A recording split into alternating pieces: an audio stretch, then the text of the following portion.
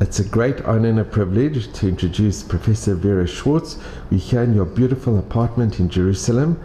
And Vera, it's really a tremendous honor to be able to hear your journey and your story. Thank you. I feel privileged to tell it. You asked me about my name, which is Vera Schwarcz, even in Israel. I was born in Romania, in a town, the capital of Transylvania, Cluj, Kolozsvár, Klausenburg, Romanian, Hungarian, German names. That was the beginning of the multicultural journey that launched me in China studies. I grew up speaking Hungarian at home. My parents spoke German to each other. I heard Yiddish. I was given some Hebrew lessons, and I went to Romanian language schools. That was all before China and everything else. I was born as Vera Savin, S-A-V-I-N, because my father gave up the name Schwartz when he joined the Communist Party, thinking that that was the solution to the Holocaust. And when I began my more intense journey many, many years later towards a more consciously Jewish life, I decided to go back to the last name that my father gave up, which was the name that was written on my grandmother's grave, the one grandparent that I knew, my Omi, that's me and my grandmother, the only grandparent that survived the war, and Omi is the German name for Omama, my Omi. And this is an interesting picture taken in 1956 when we were getting ready to go to Budapest on a regular trip to visit my grandmother's sister-in-law, and I was allowed to accompany her, and we ended up in the middle of the Hungarian Revolution. Wow. And I was 9 years old, and it seems that revolutions are part of my life. I was in China in 79, in 89 in Tiananmen Square. I've been writing about the Chinese Revolution, and I feel like I've been in the jaws of history for a very long time.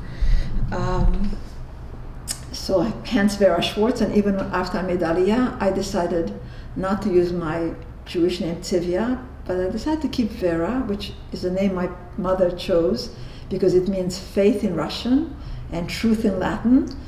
And in 1947, they wanted to hedge their bets towards the Russian conquerors and towards something that was a gift for a more truthful life, which I hope much later I was able to find and live. So I was born in communist Romania. My mother came from a religious background. This is my grandparents who perished in Auschwitz. Silvia, for whom I'm named, Zvi Hersh, they were killed, and this is my mother as an infant. So I carry my grandmother's name, and that's my mother before the war. My grandmother, they were clearly well enough that my grandmother wore sheitel, which was not common in those years. It was only relatively well-to-do, almost modern. My grandfather was although we came from Klausenburg, and the Klausenburger Rebbe, the Tzantz dynasty was there, but my grandfather was a follower of the Kalamaya Rebbe, but you can see he's clean-shaven, a modern man. My mother had French tutors, German tutors, that's all before the war. And this is actually that part of the family. That's my mother again, and this is in the village in Huyadin in 1938, 39, I think. Just a village, and my great-grandparents who are buried, they're not killed. But it's clearly a religious family that was having more modernized siblings. By the time I was born, my mother had lost her husband and one child during the war. And my father, who comes from a totally secular artistic family, I didn't bring down the pictures, but my grandfather on that side was a sculptor, rather well known. And actually, because they did not live in Transylvania, they lived in what was called Basarabia, Timișoara. My grandfather died and was buried in 1944. So these grandparents were burned. My other grandfather has a grave in Romania and it says sculptor on it, and I visited that with my grandmother in the 1950s. My father was raised in a secular artistic family, and there's a great love story that I'm not going to tell right now, but my parents actually had met before the war, and my mother's parents saw this, what they call the shigets, that was not appropriate for my mother. The relationship was cut off. Children listened to their parents, and my mother married her husband, who was religious, a Kohen, and they had 2 children, an infant who died in the Budapest ghetto, and my sister here, with my grandmother, my sister, and I. My sister is 5 years older. She was from my mother's first marriage. And my parents here's my parents in 1950s in Romania. They were both gorgeous, and a great, great love affair. In 1945, they both come back to Cluj. My father's wife died. Not sure whether she was pregnant. I'm not sure whether she had a daughter named Vera. It's all stories that were never made clear because nobody talked about it. And the love affair flared up. My father was absolutely taken by this child that my mother had, who was a 4-year-old little girl that was a miracle survivor of the war, my sister. And I came into the world. My father was briefly a communist. My mother hated the politics, but she was pregnant, so she couldn't leave. Her sister and brother, who amazingly also survived, had left, one to Brazil, one to Israel. My mother loved my father, was pregnant. She stayed in Romania. And my father eventually left the party, and they applied for a visa. Some people might know the story of Rabbi Rosen, the famous Rabbi Rosen that facilitated Romanian Jews to get out. I knew none of this. He was the chief rabbi. Chief rabbi. I was a very well-adjusted pioneer. I loved communism. I loved to serve socialism and the people. I recited poetry at workers' cafeterias. My parents applied, I gather, in 1951, 52, and we left in 61. So all those 10 years that they were waiting for an exit passport, I knew nothing about it. My grandmother, who lived with us, I slept in the room with my grandmother. She had not been in the Holocaust. And so I had this older presence, the wife of the artist, we had neighbors who had numbers. We lived in a shared apartment, shared kitchen, shared bathroom. And the other families, I saw numbers on the arms. I didn't know what it meant. I knew that they were disturbed people. That made me very uncomfortable. And at some point they showed me books with skeletons, and I was a frightened child. My grandmother did not talk about skeletons. She shared with me the sketches, the art sketches of my grandfather. And I think if I have an interest in the arts, if I'm a bit of a poet, it's because my grandmother she did not carry the war as heavily as my parents and the neighbors, and there was generally silence. And then suddenly we have to leave Romania. I mean, I knew I was Jewish, but we did not keep kosher. I had a cousin down the street who was observant, but we were not. And so I was wrenched out of what I considered socialist heaven. My father, another story, actually got arrested at the border trying to sneak out an insignificant amount of money in Romanian currency, whereas other people took out dollars. We had none. Rabbi Rosen ended up helping my father to be released from jail, but we arrived in Vienna alone with my mother. A lot of trauma. And we stayed in Vienna. We were supposed to come to Israel, as all Romanians sponsored by Rabbi Rosen did. My mother had an aunt who had gone out before the war to America, and so the Sochnut came to meet us and said, "Give us the children and you wait for your husband." Mother said, "No, I lost a child already, no."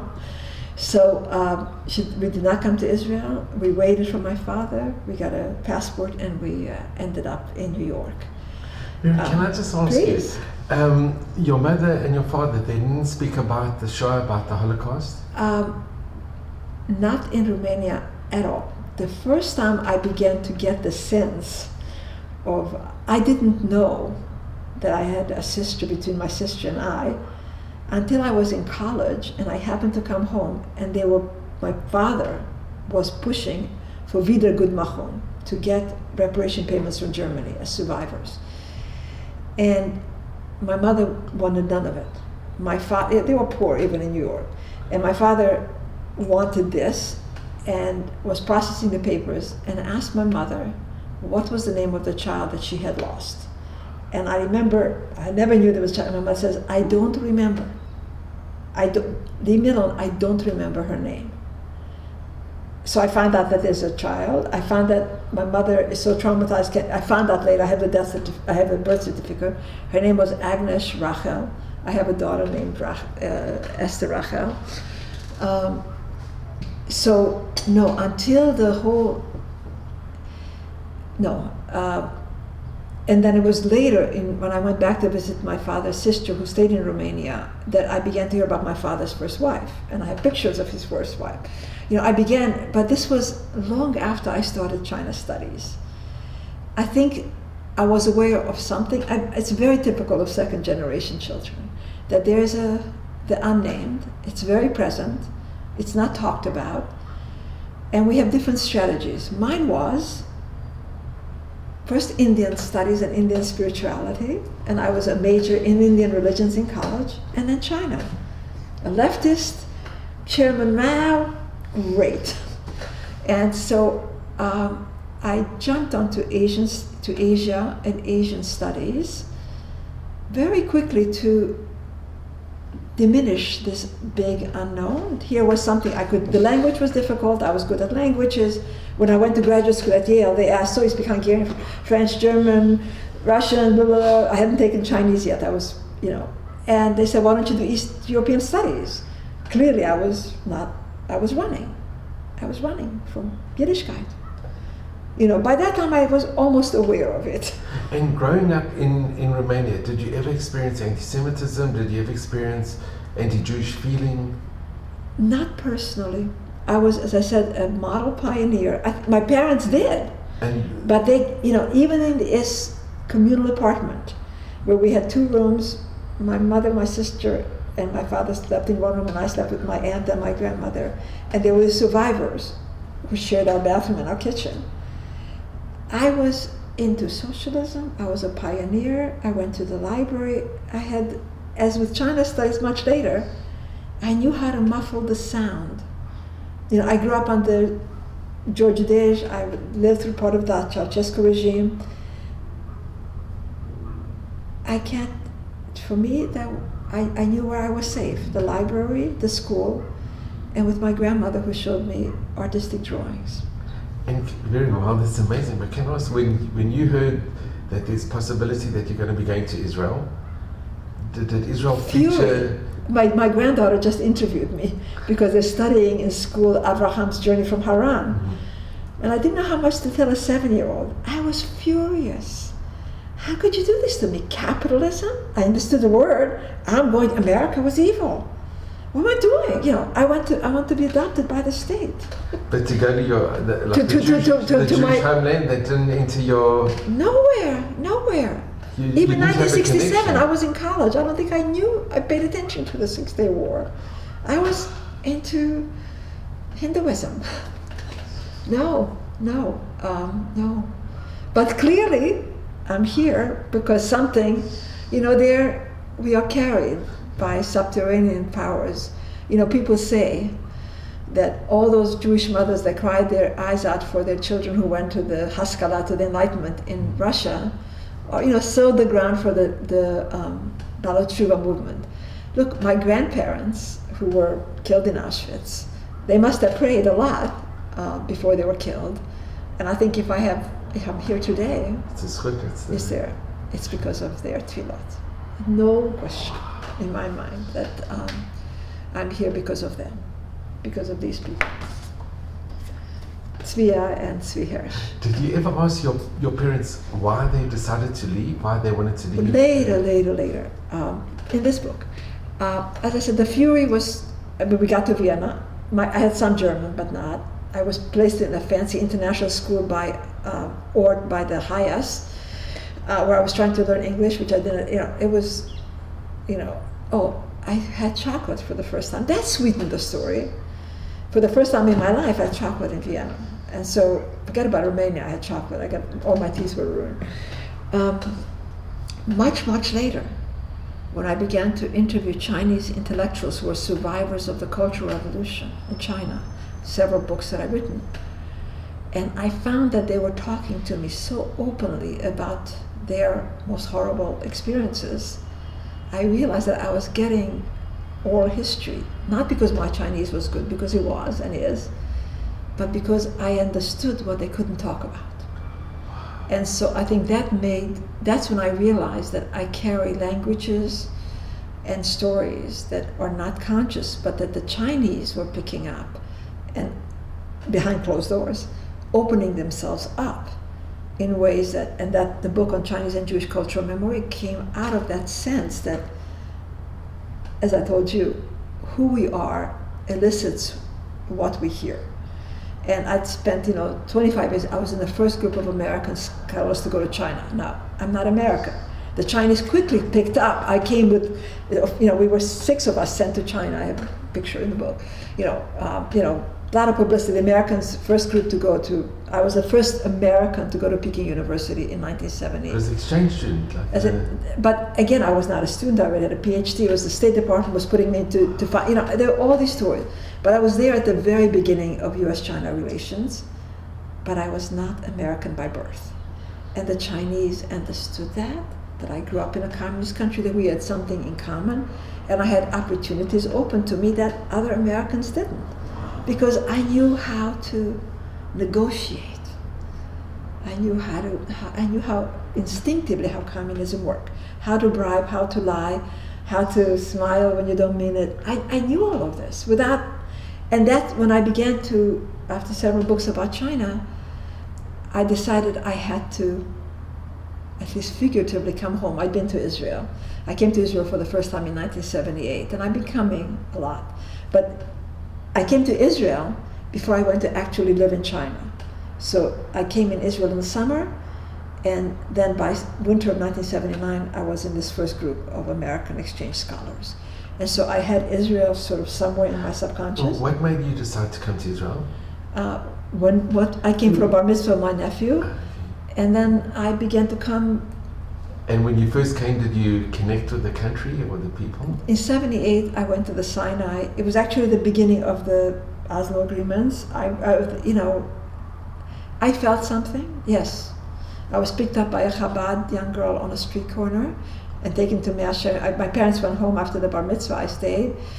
And this Chabad girl, picked me up at a bus station and took me to a yeshiva. I'd never been to yeshiva. And I met this woman in Measher, and was still my friend after 45 years. Something was open, but then I went to China. I went to live in China. After the PhD, after I was teaching Chinese history, I for the first time went on the mainland. I'd been in Taiwan for a year. And it was in China. When I went to China in 79, like when I made Aliyah 3 years ago, I try to travel light. So what book am I going to take for China? It's weird. One of the books I took to me myself, thinking I was going to go for a year, and I extended for another 8 months. So I was in China longer. But one of the books I took with me was Elie Wiesel's French book, Le Danse de Mort, the Dance of Death. Of all the things to take to China, I was a French major. I'm infatuated. French is one of mine, which is nice now in Jerusalem because there's so many French. I like to speak French. We are good. So I take Le Chant de Mort. I'm going to China, about which I don't know very much, with Elie Wiesel's book, Le Chant de Mort, the Song of Death, the Song of the Dead. I'm at Peking University, the first American to study at Peking University. It's winter. It's fall of 1979. And it's the first democracy movement after the death of Mao. Huge demonstrations, great character posters. Everybody's trying to get the story. I'm right there. New York Times is coming to interview me, and it's Yom Kippur, and the democracy movement is its height. I decided on that day I'm not going to go down to Tiananmen Square. I'm going to stay in my room at the university and read Elie Wiesel. Now I met Elie Wiesel. Elie Wiesel comes from Siget, a few 50 kilometers from where I was born. He was born in a small town. I was born in the capital of Transylvania, the culture town. He and I talked a lot over the years about that. And so it was in China, I guess Yom Kippur 1979, that I'm staying just, not because I'm keeping Yom Kippur, I'm not sure I fasted, but I was reading Elie Wiesel's memoir. And then I'm beginning to meet these tortured survivors of the Cultural Revolution. And I'm beginning to see that, and it's still another 10 years before, almost 10 years, no, less than that, I began to talk to my mother. My father passed away in 1984 when my son was born. Again, my son is born on Friday, my father dies on Sunday. So I had to change the name, name I thought my son carries my father's name, Eliyahu. But it was between 79 and 89 was a decade when I became well known as a China scholar, get tenure, start institutes, whatever. And I'm beginning to think more closely about the story I carry. Because I know that what I'm hearing and all the doors that open to me are not simply because I have a PhD from Stanford and an MA from Yale and I speak Chinese and first woman, whatever. There are other things. And so I had to begin to honor that, look into that.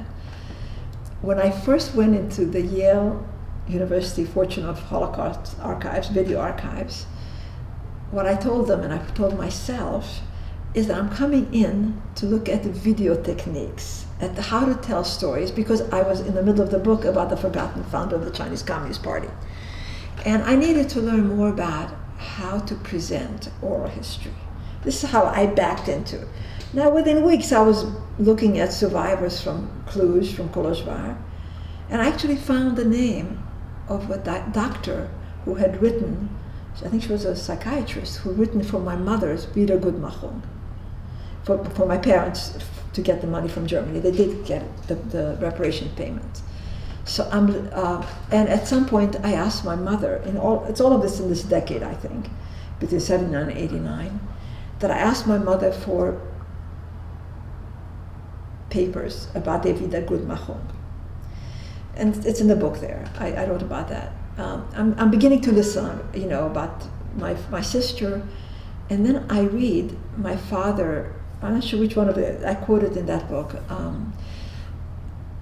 In their documents to the German government for reparations, and it's how traumatized they both were, differently my father and my mother, and they say they were so traumatized, and this is in German, that they had no children after the war. Now I'm reading this as a China PhD, I'm professor of Chinese history, I've written many books, and I'm reading, if you will, the lie that I'm born, and my parents told the German government that they had no children after they were so traumatized. They were traumatized. And it took more years in terms of my own personal understanding of my parents, why they told the stories they told. I don't blame them now, but you can imagine Must have been a shock. It was. You tell that you had no children after the war? So... Did you ever ask your by that time, I could only ask my mother, and she was old, and as she entered, she was, thank God, corpus mentis. Her mind was fine. As she died in 2009, and she would rather talk about opera, loving opera. We had music. We would listen hours and hours on Shabbos, on Traviata. It was painful for her to talk about her parents. It was painful for her to talk about the child that she lost. It was painful for her to talk about my sister. And I remember, as she was nearing, her later years, one of the things that she was obsessed about is my sister's hunger. My sister survived by being sent with a Christian maid to the Hungarian countryside. But my mother eventually brought her back towards the end of the war in Budapest. My mother was in hiding with Christian papers with her sister, who died in Brazil. And I gather there was some period of time they were hiding in Budapest at the end of the war, and there was no food. And my sister would go around, to people saying, people had food saying, bon appetit, this 3.5-year-old, and then they would say, they would give her something to eat. So my mother's guilt, pain, loss weighed very heavily, and by that time, I didn't, so I had documentation. I did the family tree. I found out, I knew because I knew how to do oral history in China, I was able to elicit more gently the story of my family. And that comes to the Chaya book about Rebbetzin small Chaya Valkin, which I was so privileged to write about. Here's the book, which is how you and I met. And it was when I went, Chaya and I met many times. We talked, I interviewed her. But I spent only 3 days in her house in Chicago. And in 3 days, I was able to collect. She showed me all her albums, and in a sweep, I knew exactly which photographs, which documents. I went to Staples because of 10 years of doing oral history in China. I knew very quickly. 3 days in Chicago, and the primary sources I got immediately. So I always felt that my work on Jiang Shengfu, the forgotten founder of the Chinese Communist Party, prepared me. 3 days, I got all the pictures.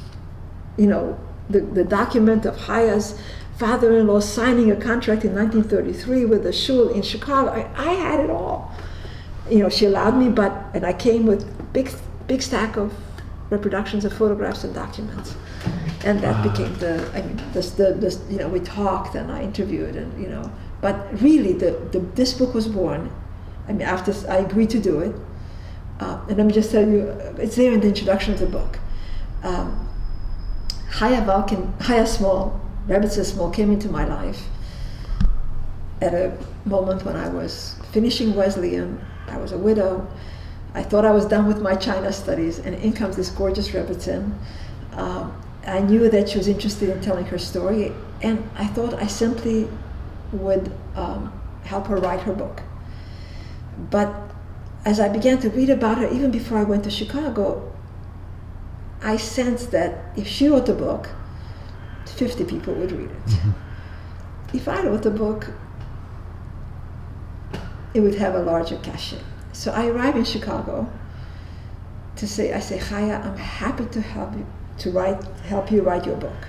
And, she had began to write her, I've been working with beginning writers, even though she's 80 something, I knew how to spark her. So I said, you start writing. Before I got to Chicago, she began to write, which is when I called The Voice. So every week I pushed her and she would write something. And I've done this with beginning writers, much younger than her. And I said, so I have her voice, and I say, Chaya, I could write the book in your voice, and it would be that smaller book, or I could write it in my voice, but it would be different. It would be broader, more critical. It would not be simply about the miracles. It would be it was my chance also to meditate on trauma and survival. I knew that. And that's when she said, very much like, she said, I want you to write the book your way. I don't want the book to be farnjocht, which is a word I didn't know, which said to be in that, if you will, maybe overly yeshivish language that tells stories simply to teach a message. And this would be a different kind of book. So I got her reshut, her permission, and that was the first conversation we had in Chicago, and that's what launched me to, now I'm going to do it. And thank God. It's a book that I think honors her voice fully. Very much so. And allows me to tell a broader narrative as well. Wow. And it also enabled you to meet her family and yes. into a world of... But I think, that's what we are, I told you that about telling others' story, and I'm much more interested in telling others' story than my own. But when I was interviewing this Jiang Shengfu, the forgotten founder of the Chinese Communist Party, and the book has now been translated and it's made its own ripples in China. In some ways also for a more democratic China, because he was a very eccentric character, not a traditional communist. But I also asked this question, and that's why I was able to ask Chaya, because 23 or 4 years ago, I asked this old man in China, I could tell it your way, or I could tell it mine. And that's when he said, I want you to do it your way. Because he thought he was the greatest philosopher in China. And my book about him was not about the greatest philosopher of the 20th century. The question I asked Zhang Shifu was the same thing. We could do it this way, or I could do it my way. He said, your way. He was and so the book was also not an unvarnished greatest philosopher of the 20th century, but it was a much different book, which I think why it made it last and still gets some attention. So I think that, I feel blessed. English is not my first language, far from it. This whole story about how I decided to become a writer in English very brutally on the edge of Taiwan in 1973. And it's been a sort of a brutal journey in the English language, but I consider myself somewhat of a poet now. I only write in English. I don't know if ever I will write something in Hebrew, although I can speak it, but I think I've been given somehow along this journey the gift of being in China at the right time to tell a story that wasn't available to others. And as I said, I think it was not only that I arrived in China first in 77 and then to live there in 79, but it turns out that who we are allows us to do what we need to do. And so I show up, including with you here today, and so thank very you. close, you became a professor and you taught at Hebrew University. I taught first for 40 years, more on and off. I have at my university in Wesleyan in Connecticut, more time off than any faculty member because I had all these China grants and I could travel whenever. So I hardly taught 40 years, but when I retired, it was a 40-year anniversary. I've come to Israel, I've taught maybe 5 or 6 times, mostly only graduate students because I try to teach at Hebrew U. I teach in English and then I have students from China and Israelis and God knows from where, and all these languages get mixed up in my seminars. And so I've been teaching at Hebrew U, and I'm also now doing a researcher at the Truman Institute for Peace, where I am dancing away from a book that I feel about historical memory and trauma, and I feel like I am a little bit overdone with historical trauma, although every time I give a talk or whatever, it seems that I have a little bit something to add, but I'm looking for, I'm not sure I'll look for another book. Okay. And Vera, I have to ask you, because it's intriguing, how did you return to your Jewish roots? I know you never left the Jewish roots, but how did you become more observant or more interested in returning?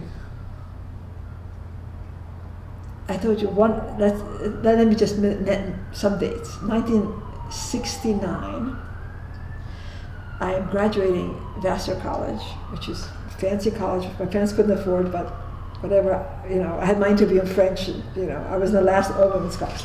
I'm writing a senior thesis on the Upanishads, the Indian sacred texts.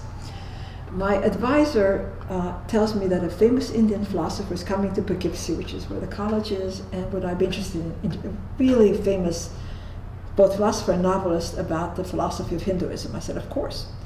Summer of '69, I'm in New York, reading Chairman Mao, working at the Carnegie Hall to earn money as a cashier, and I go to Poughkeepsie by train to meet Raja Rao, famous philosopher. And he says, so what are your questions? And I say, I'll be very honest, my questions are not academic. I'm looking for enlightenment, according to the Indian tradition. And he says, what religion are you? And by that time, I had the story down pat. I was born Jewish, but really I'm a cosmopolitan spirit. I've been all over, I had it down, I'd written all these grants, I'm good. So I tell the story, and he says, no. He said to me, all religions end in the same place. It's just more efficient to travel your way. And he said to me, there's something in the blood. And I said, oh, what a conservative creep, what's in the blood? So I'm already beginning to feel like I've made this trip for nothing. And he serves me tea, and he says, have you ever been to Brooklyn? I said, no. He said, have you ever met the Lubavitcher Rebbe? I said, no. Have you met Hasidim? No. He said, maybe, and that it comes back to the thing in the blood. So I very quickly say, thank you very much, goodbye. I go back to New York, to Chairman Mao, and China. I just wrote about it. 1992, when I've written about my encounters with the Lubavitcher Rebbe. I saw the Lubavitcher Rebbe twice for dollars, and the third time with my son. By the time the Rebbe was, when my son was very little, the Rebbe was already not able to talk. But I think my encounter with the Lubavitcher Rebbe was probably the final, as for many of us who are academics of that era, I don't think there's any one of us who became more observant that doesn't have a connection to the Lubavitcher Rebbe. Every one of us. There was something in who he was, and by the time I met him, his eyes, and I met him because I wanted another child. You know, I did not talk about China, you know, and the bracha I got for him was much more complicated. I listened to the recording they did, and each time I hear something else. So I think meeting the Lubavitcher Rebbe over what was a very personal issue, which was the desire to have another child. By that time I had had my son, I knew that I had a purpose that I hadn't yet fully accounted for. So 79 I'm in China, so 69 I tell Raja Rao, forget about it, you know, I don't know about this Hasidic stuff, I don't know, nothing in the blood. I'm in China, the first American scholar at Peking University, reading Elie Wiesel in French in Yom Kippur. I also lit Shabbat candles. Not that I kept Shabbat candles, but the book, my memoir of my year, it was published by Yale because I was in the first group. The book is called Long Road Home. My first journal. How perfect. My first book. That's, you know, and it's about this extraordinary experience. I was in 79, 80 in China. It was unbelievable. But it was also beginning to listen to the Jewish story. And it starts with lighting Shabbat candles. Now, you know, I was not particularly religious. I didn't keep Shabbat. I was at Peking University, wasn't keeping kosher, but I lit candles. So there was something, I think being in China, living in China, and then the decade that followed was and again, there are many others, younger people in the China field that have followed the same journey. There's something about the China encounter that sends us back to ourselves in different ways. And I used to teach these seminars later about China and ourselves. And then I had children. And when my son, you know, and I knew that I knew by that I needed to raise Jewish children. I can't be a daughter of survivors and not raise Jewish children. So when my son was in kindergarten or nursery, I took him to the local conservative daycare in Hebrew school in Middletown, where I lived. My husband, we both taught at Wesleyan, and I could tell that this was not going to work for my son because I have an older, I call him my son, but he's a stepson, American-born, totally turned off by Hebrew school, and I knew that I didn't want to do this for my son. So I took my son to Chabad in New Haven, and he learned Aleph Bet, and I learned with the woman that I'm still learning from today. And then I had my daughter, who's adopted from Hungary, who's named after among other things, after my sister who perished. And I knew by the time Esther came into my life that I had to really, by that time we were fully observant, but, you know, so my children, you know, you can't give them a bit of everything. Even though I took my son to China, my son was 5 years old when I told my husband, it's time for me to take him to China. And it was 1989. And my son and I were in Tiananmen Square. I am a famous professor. I have this 5-year-old. The tanks are circling the university. Wow. We are in Tiananmen Square. My mother's watching television. And she lost a child. And she's freaking out. Here we go again. The tanks, my daughter, and my grandson are in Tiananmen Square. And telephone contact was cut off for this, you know. We ended up on the last flight out of China because the communist authorities with whom I had a 10-year relationship did everything and got me a car that took me to the airport with my son.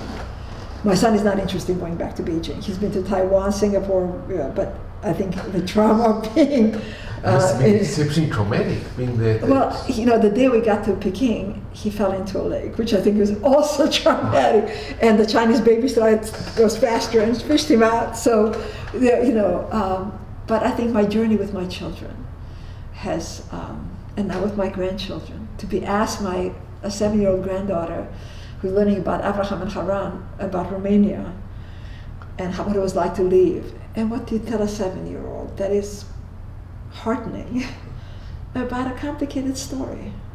But I think I managed. It was just a few days ago. So.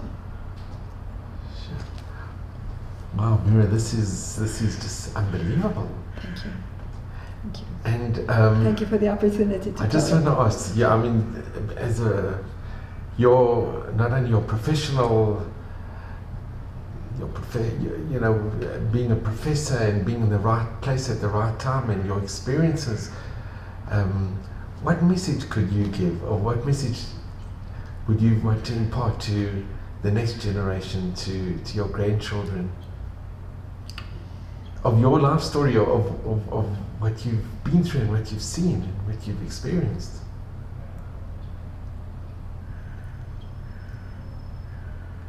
I guess two separate things, and they're related. And I gave this message to my Chinese students even before I gave it to my children and my grandchildren. Listen to your grandparents. Seek out the stories that seek you. Now in China it's dangerous. You don't go to your grandmother and say, so what happened to you during the Cultural Revolution? It's not a safe question. But I've taught my students from China how to listen, because they're stories that seek us, that need us to tell them. And you know, if you've been gifted with some education, some intelligence, don't move away from the people who embody it. And they have a lot to teach us. And you know, Chaya Balkan, she sought me out, but thank God I was present. I was present mentally, spiritually. And that's the second part of the message. We know that we are here for a reason. We are not, you know, in mikriyut. Mm-hmm. There's no accidents. I mean, my life has been more, I guess, had more drama than even I care for. Never mind Tibet in 1991. But each one of us has a purpose that's like God-given, and we have to stay alert. The purpose change is not; it doesn't come in golden letters. This is your purpose, but you know, yours seems to be not only to be a doctor, but to do these videos. Mine seems to be to show up for these things, including being in Israel. I feel the land. I was in the Hula Valley yesterday. You know, I feel the land talking to me. I know I'm listening closely to what this land has to tell me. And it seems that one of the things I need to do is talk to Les Glassman. It's so kind of you, sure. And I'm grateful. Wow. So, I just want to really thank you.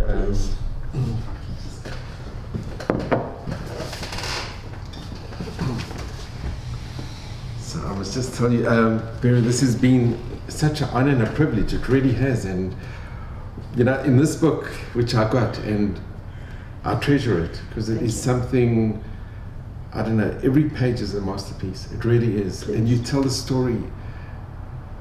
It's so true, it's so alive, and it's so relevant. And I think Nathan Katz mentioned something. He said, your eloquence, and it is profound. It really is. It's something unbelievable.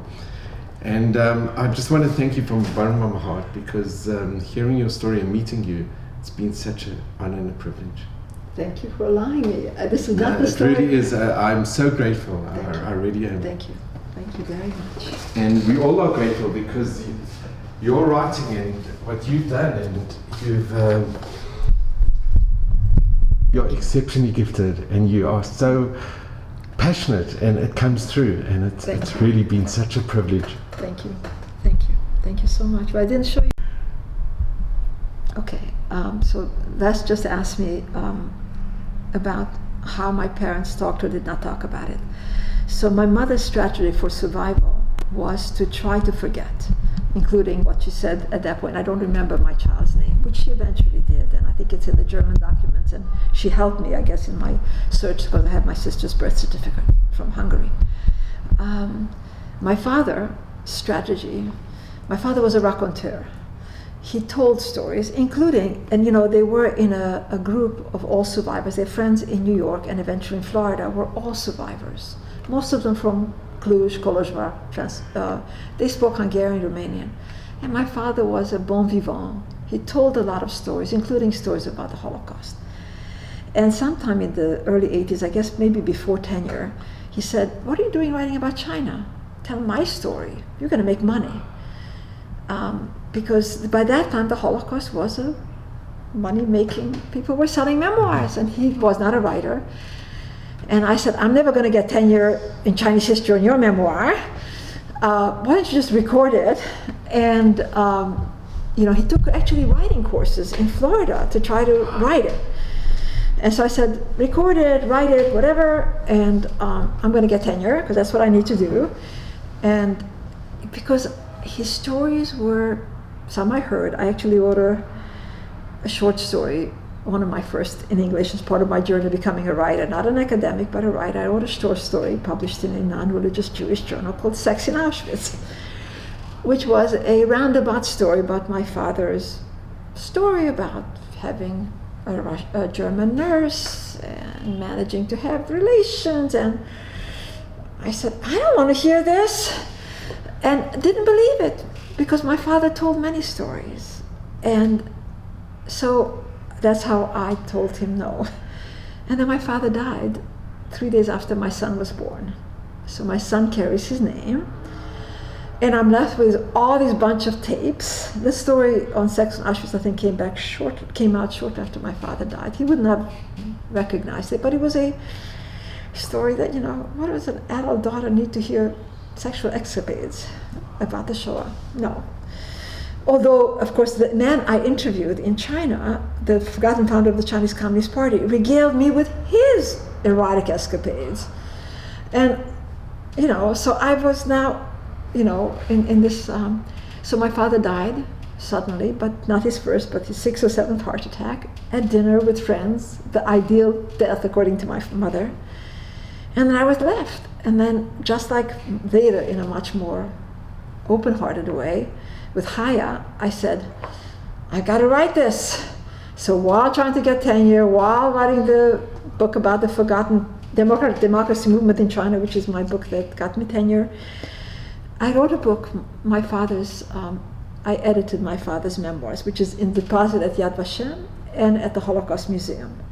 It's called Encounters Dictated by Fate. And it's pretty much my father's tapes, edited more coherently so it reads in English. Now, my father himself, and I tell the story in the preface to this unpublished book, that a rabbi came to see my father in the hospital during his many hospitalizations. And my father tells him his stories because he likes to talk about this. And the rabbi says to my father, "Oh, this is a great book. You should entitle it Encounters Dictated by Faith, Emunah." And my mother says, no. My father was not religious. He said, "No.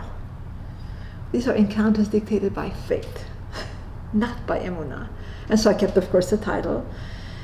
And I guess part of what I told you is that in some ways, even though my father did not know the word hashgacha, there's a word in Chinese that I've used several times. There is something by faith. There is a faithful part. So I told my father's story as obligado. I deposited it. The same way I filled out, I think, about 30 pages of testimony at Yad Vashem from my mother's. I felt achrayut. It's a I need to do that. responsibility. Responsibility. So that's the difference between my father. Two modes of survival. One is to tell stories. Some of them are rather, perhaps not credible. And my mother, who, until she was much, much older, and I had a child, and she began to feel that I was able to ask her more safely. I had a child. She was actually alive when I adopted Esther, and as well. And this is an important story, and I stop, please. Before we went to Hungary to adopt, and it's on Hungarian-Romanian border, very familiar area. And it's first time back to Hungary after 1956, after the tanks marched into Budapest. So twice tanks, right? In Budapest in 56, China in 1989. We get a photograph of the child that we are going to meet for potential adoption. I take the picture down to Florida to show to my mother. Now this is the little picture of obviously a dark child of gypsy origin, because those are what the Hungarian orphanages are full of. My mother looks at the picture and she says, she looks like a Ruchala to me. Wow. Rachel was my sister's name. That's the first time I hear the Jewish name of my sister. I knew her name was Agnes. Agnes means in Hungarian shepherdess. But my mother says she looks like a Ruchala to me. So that's how, so the children, my children, were part of the envelope that allowed me to both obtain and contain these stories. Thank you. So it's all min hashamayim. It's all Mamash. And I just want to mention, Vera, in that book, I think one of the most amazing things that you write there that one doesn't even realize, the word Shanghai. So you took from, I think Shang is elevated and Chai is Yiddish for life, or Hebrew for life. I guess having been born to parents who quite literally were shadowed by death, in many ways, I've been thinking Chai, I've been thinking Chiyud, life. All the way to today, and always in a difficult fashion. And writing, thank God, has been my mamash,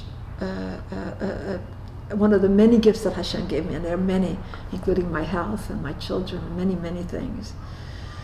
I think the ability to write is not mine. It's really, I don't know how, I can relate it to my grandfather's artistic genes, but really I don't know how I became a writer.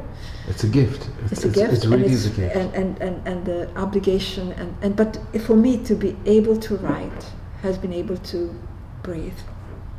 I write and therefore I breathe. And some days it's hard, both to write and to breathe.